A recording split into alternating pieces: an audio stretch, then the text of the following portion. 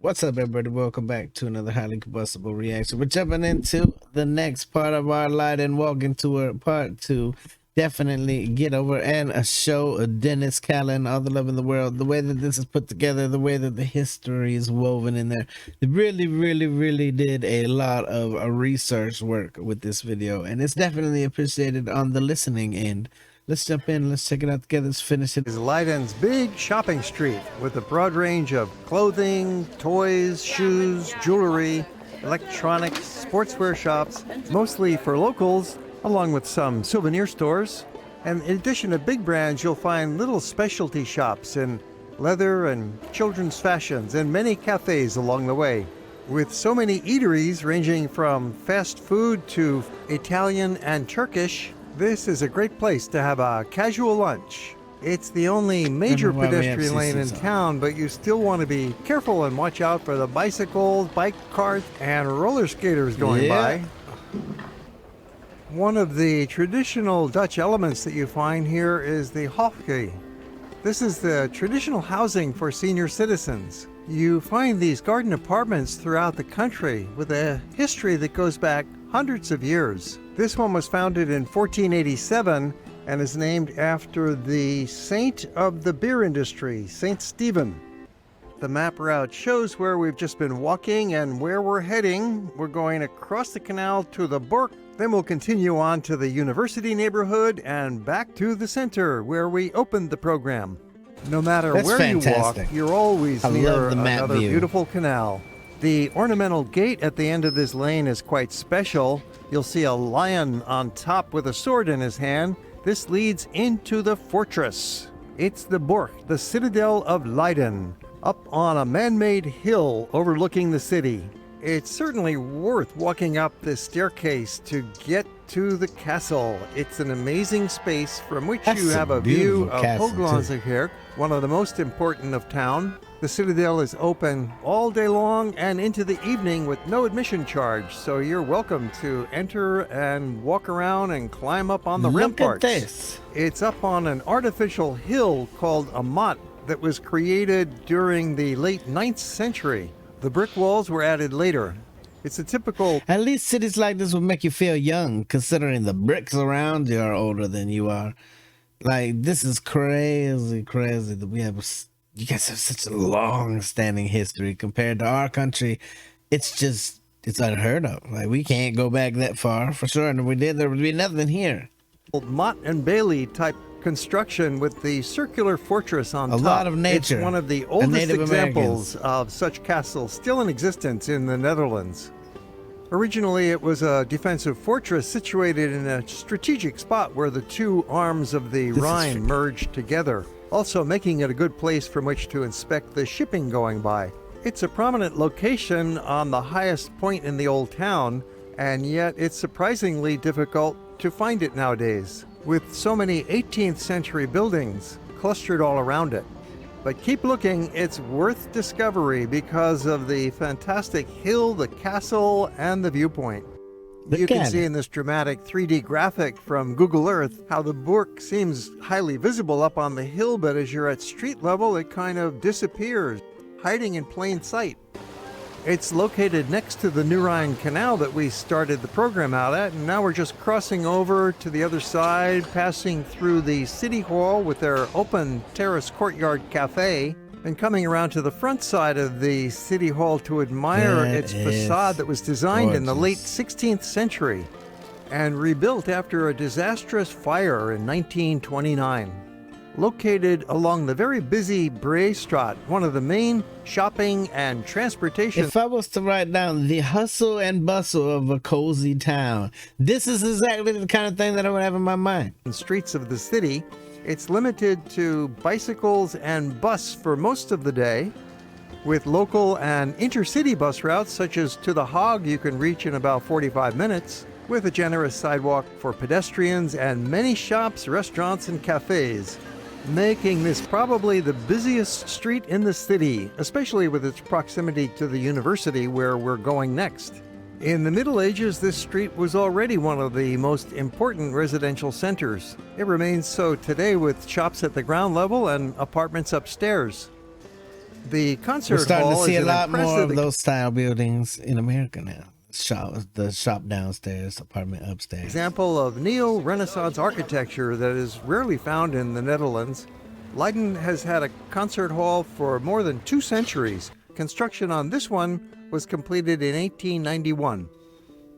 Although it does not run alongside any canals, it is still a very attractive street to experience, especially because of the lack of cars.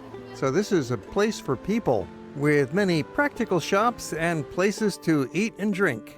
Yet perhaps the best attraction are the little lanes that lead away from it, heading over towards the University of Leiden, which bring you into a small town village atmosphere with a somewhat bohemian character. The neighborhood is called Peter's Quarter because it's all around the Church of St. Peter, with many little lanes for pedestrians and lined with shops and cafes. The map route shows our path from the brook over to City Hall and into the Peter's Quarter for a little wander over towards the university. It's only a few small blocks, but if you were lured to meander up and down many of the lanes because of the attractive shops, you'd be walking over a kilometer. You might enjoy browsing around here for a couple of hours. Yeah, We're we'll be talking there about the a couple neighborhood of between days. the New Rhine and the Rappenberg Canal. It's a little bit off the beaten track for most tourists who come to Leiden, but there are some historic structures in this area that will bring the visitor in to have a look around.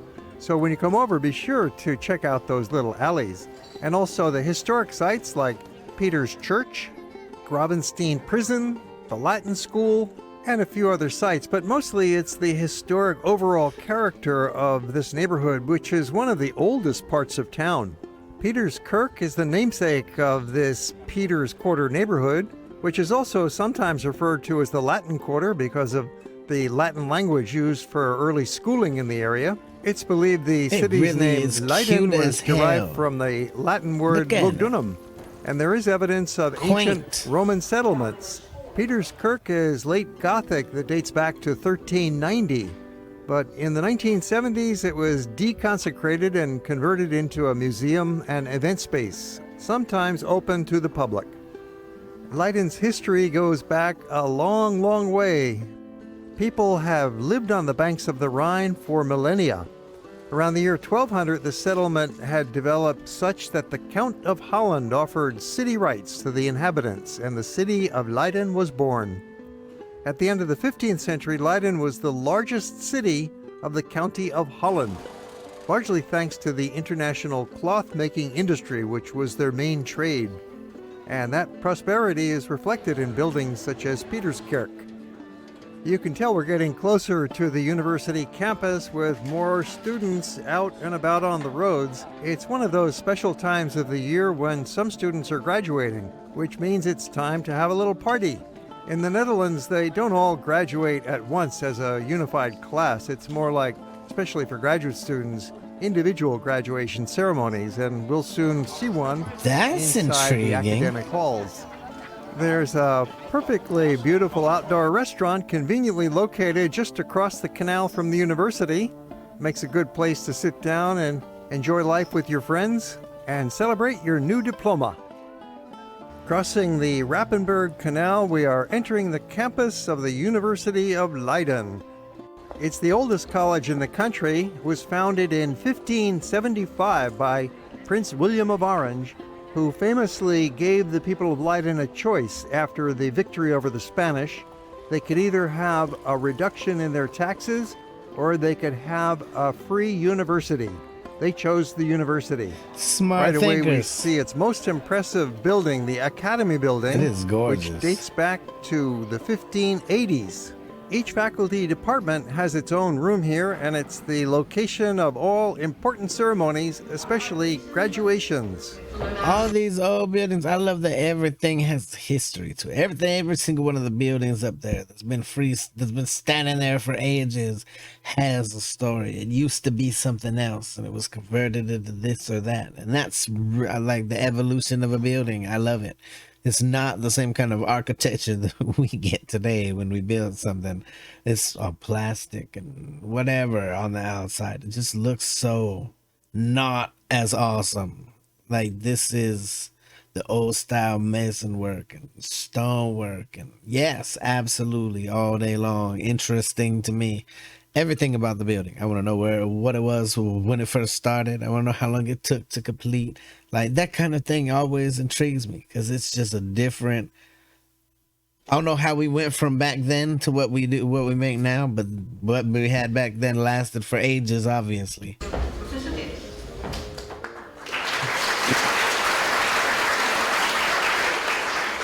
The university began in this building, which started out as a chapel of a former Dominican convent.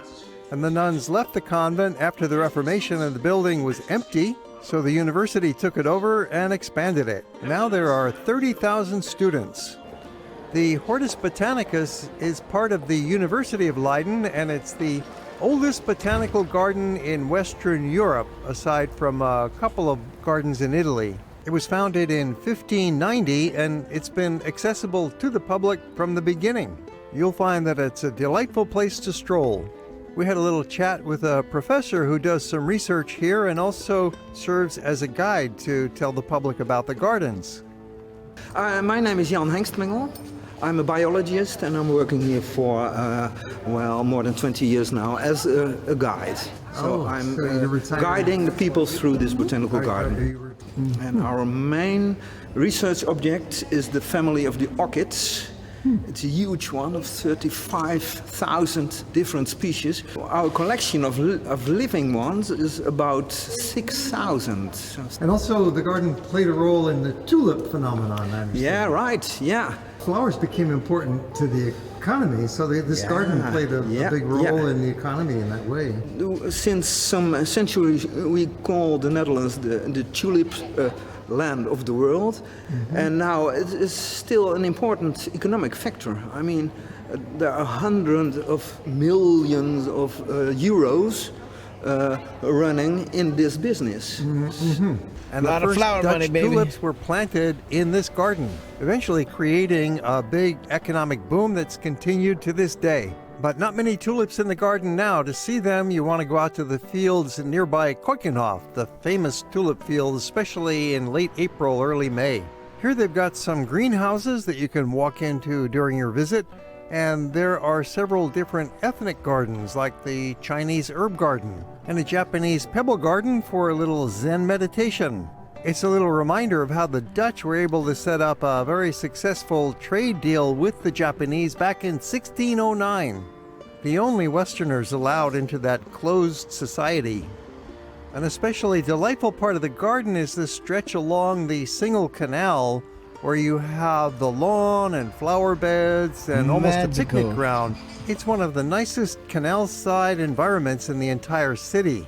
And you can only see it if you pay the small entry fee or from a canal boat tour, but nicer inside the garden. This view alone makes the entry price worthwhile. While we enjoy some final moments of peace and beauty and tranquility in the garden, let's listen to some thoughts from the mayor of Leiden, who tells us, the international reputation Leiden enjoys as a city of knowledge is one of monumental renown and a long history. New discoveries are still made in our city every day, at the university, at the Leiden University Medical Center, and at the Bioscience Park, which has developed into one of the world's strongest biomedical science clusters. Leiden boasts many attractive features as a city, rich in cultural heritage, a vast wealth of history in art and science, and a beautiful, vibrant city center where almost everything is within walking distance. Thank you, Mr. Mayor, and a message forwarded to us by the Leiden Tourist Information Office, a very helpful source of information about visiting Leiden. And now we're walking back to our final destination, to the New Rhine Canal. This was quite a meters walk. away, so it's only about a 5-minute walk. I wish we had one of these videos for every city everywhere. I would have learned so much about the world and the things that happen there. We love learning about whatever the city holds, whatever the history of the city holds. These are like, it's crazy to me. It really, really is. It's just a whole different world compared to where I live. a whole different world compared to where I lived in Thailand. Like a whole different world than compared to where I live now. That's why I say people need to get out of their rooms, go travel, get out of your home country, leave your home state that you were born in. Whatever the case is, get out there and see some more of the world. Learn about it. You see that there's beautiful people everywhere.